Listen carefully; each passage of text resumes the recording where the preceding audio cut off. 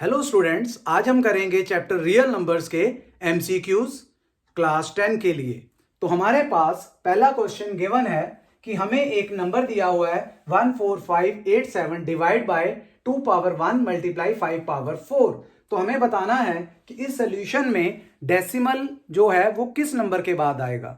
तो हमें क्या करना है, हमने सबसे पहले डिनोमिनेटर को ध्यान से देखना है। इस डिनोमिनेटर में हमारे पास 2 की पावर 1 दी हुई है और 5 की पावर 4 दी हुई है। तो हमें क्या करना है, ये जो नंबर लिखा है 14587 इसको 2 की पावर 1 इंटू 5 की पावर 4 से मल्टीप्लाई डिवाइड कर रहेंगे। तो हमें यहाँ पे 10 बनाने के लिए 5 2 10 होता है। तो हमारे पास 5 जो है वो 4 टाइम्स आ रहा है, 2 1 टाइम्स आ रहा है। तो हमारे पास 3 2 कम है। क्यों? क्योंकि उसकी भी 4 पावर है और 2 की भी हमें 4 पावर करनी पड़ेगी। तो उसके लिए हमें यहां पे 2 की पावर 3 और नीचे भी 2 की पावर 3 से डिवाइड करना है, ऊपर मल्टीप्लाई कर देना है। न्यूमरेटर को भी 2 की पावर 3 से और डिनोमिनेटर को भी 2 की पावर 3 से। तो हमारे पास जो नंबर बनेगा डिनोमिनेटर में, अब हमारे पास बन जाएगा 10 की पावर 4। 10 की पावर 4। तो हमारे पास जो नंबर आएगा उसमें डेसिमल जो आपका है वो 4 डिजिट के बाद आएगा। तो हमारी ऑप्शन जो है बी ऑप्शन आएगी, दैट इज इक्वल्स टू 4। अब हम स्टूडेंट्स कर रहे हैं अपना एमसीक्यू नंबर 2। हमें इस क्वेश्चन में गिवन है कि हमारे पास 250 एक नंबर गिवन है। तो हमने उसका प्राइम फैक्टराइजेशन से सबसे पहले फैक्टर बना लेने हैं। उसके बाद हमने उनकी जो फैक्टर्स बने हैं उनकी पावर्स का प्लस निकालना है, एक्सपोनेंट्स का प्लस निकालना है। तो 250 के फैक्टर्स क्या आएंगे? 250 के फैक्टर्स आएंगे, 2 के टेबल में किया 125, 5 के टेबल में 25, फिर 5 के टेबल में 5 और एक लास्ट 5 के टेबल में 5।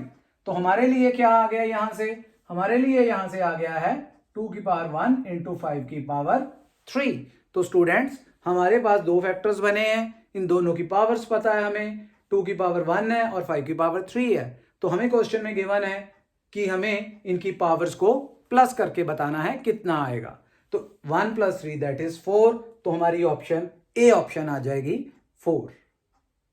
अब हम करेंगे नेक्स्ट एमसीक्यूज। नेक्स्ट एमसीक्यू में हमें गिवन है कि हमारे पास ए एंड बी को प्राइम नंबर्स हैं, तो और हमें उसका एचसीएफ फाइंड आउट करना है।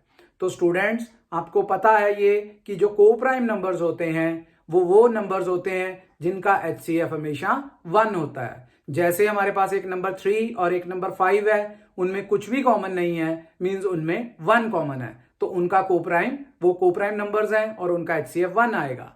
सिमिलरली ये ए एंड बी कोप्राइम है, इनमें भी कुछ भी कॉमन नहीं है, तो इनका भी एचसीएफ 1 आएगा। तो ऑप्शन हमारी ए ऑप्शन आएगी 1। ओके स्टूडेंट्स, तो अब हम कर रहे हैं अपना नेक्स्ट एमसीक्यू। उसमें हमें क्या बोला गया है कि हमारे पास एक स्मॉलेस्ट प्राइम नंबर है और एक हमारे पास स्मॉलेस्ट कंपोजिट नंबर है। हमें उनका एचसीएफ और एलसीएम निकाल के उनका प्लस करना है। तो आपको ये पता होना चाहिए कि प्राइम नंबर जो स्मॉलेस्ट होता है वो 2 होता है। हमारे पास प्राइम नंबर उसको बोला जाता है जिसके 2 फैक्टर होंगे, एक 1 फैक्टर होगा, एक वो अपने टेबल में आएगा। तो हमारे पास सबसे छोटा जो प्राइम नंबर है वो 2 है। एक ही प्राइम नंबर है जो इवन है। इसके बाद उसने बोला है स्मॉलेस्ट कंपोजिट नंबर। तो कंपोजिट नंबर वो नंबर होता है जिसके 3 फैक्टर भी हो सकते हैं, 3 से ज्यादा फैक्टर्स भी हो सकते हैं। तो मिनिमम 3 फैक्टर्स होंगे।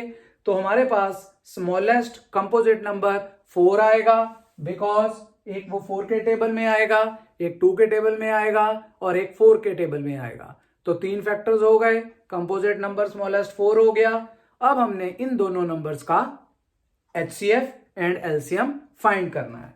तो 2 हमारे पास एज इट इज आ जाएगा, 4 के फैक्टर 2 × 2 हो जाएंगे। अब स्टूडेंट्स हमें इनका एचसीएफ निकालना है। एचसीएफ आपको पता है कि हमारे पास जो दोनों में कॉमन होता है वो हमारा एचसीएफ होता है। तो यहां पे एचसीएफ हमारा 2 आ जाएगा, दैट इज एचसीएफ 2 हो गया हमारे लिए। और एलसीएम हमारे पास जो हाईएस्ट पावर होती है फैक्टर की वो होती है, यहां पे 2 की पावर 1 है, यहां पे 2 की पावर 2 है। तो हमारे लिए एलसीएम 4 हो जाएगा। तो अगर हमने इनका सम निकालना है एचसीएफ एंड एलसीएम का, तो 2 + 4 6 हो जाएगा। तो हमारी ऑप्शन डी ऑप्शन होगी जिसमें 6 दिया हुआ है। Okay students.